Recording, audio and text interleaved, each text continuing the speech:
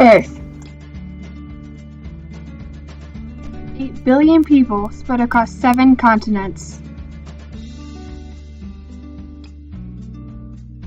For now, we'll narrow them down to 1. My name is Camille Simmons, and I will be talking to you about Africa. Poor by the world standards, though rich in so many others, Africa is the powerhouse of the world, just waiting to be discovered. From housing 55% of the world's diamonds to speaking over 1,000 languages, Africa has so much more than we give them credit for. We can narrow this idea down into 3 subsections: culture, economics, and standard of living.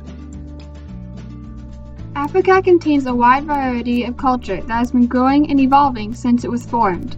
Some prime examples of culture are language, food, and clothing.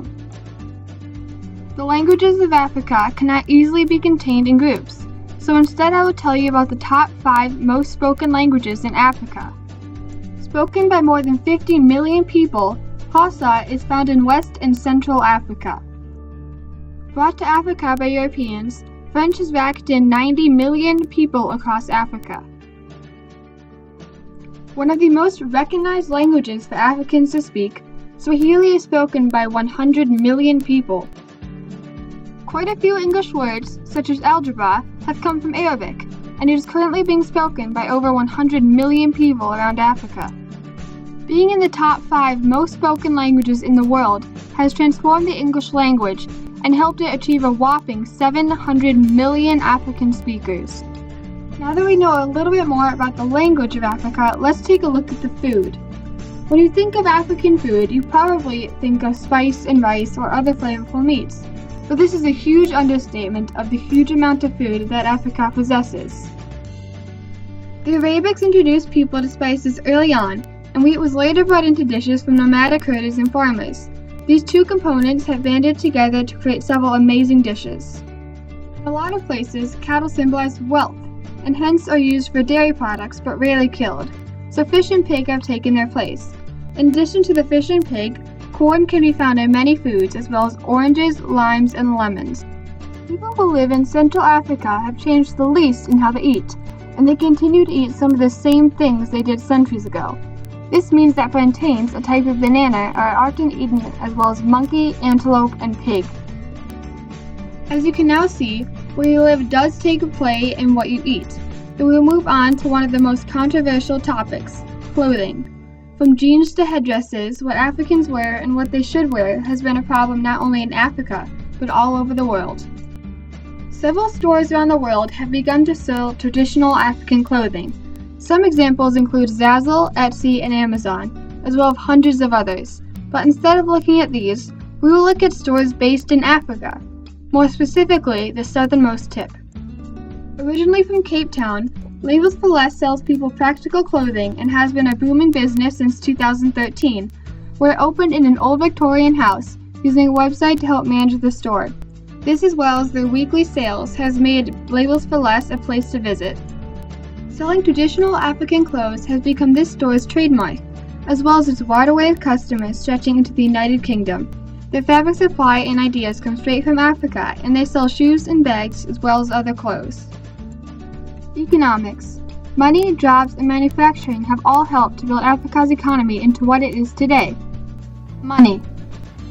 Africa is admittedly one of the poorest continents out there, though it's growing out of poverty at a rate of 5% a year. And while this fact seems discouraging, 84% of Africans admit to believing that in 2 years they will have grown into the amount of money they earn annually.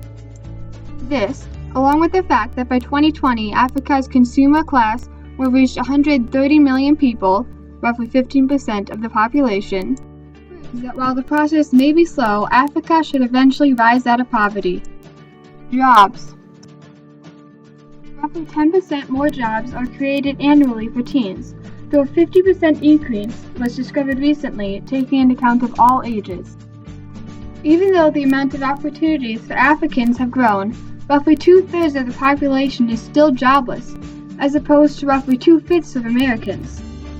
This means that in 5 years all Africans can have jobs, though that is very hopeful thinking. Manufacturing. When you think of factories, you may think of China, but Africa does do a decent amount of manufacturing. In addition, companies who are produced mainly in Asia and Europe are recruiting workers in Africa. Some of these companies include H&M, Primark, and Madagascar. It's not just other countries wanting Africa's workers. Some companies based right in Africa have been manufacturing quite a bit. For example, South Africa, Angola, and Brazil are all vying for the attention of other countries. So now we have also covered economy. And while we've just barely scratched the tip of the iceberg, I think that standard of living holds even more promise. Standard of living is how or what conditions you live in. But now we'll focus on school, housing, and sleep. School. The first thing you think of when you think of school is boring, but some people would love to be at school, even if they are learning with a bunch of kindergartners. Programs such as UNICEF, Peter Kramer Stiftnug, and Nelson Mandela Foundation are raising money to make this happen. In fact, in just 10 years they have raised over $200 million, sending 300 million kids to school in over 13 different countries. That's roughly 30% of Africa going to school. Some of them are probably the first child in their family to attend school. Housing.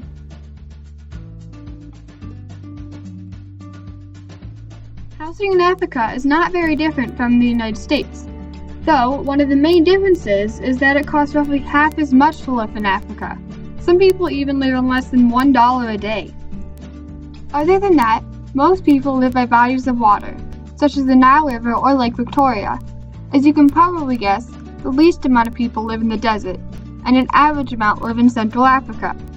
Basically, housing is way cheaper than in the US, but in order to get the good land it will cost more and it will be very crowded. Sleep.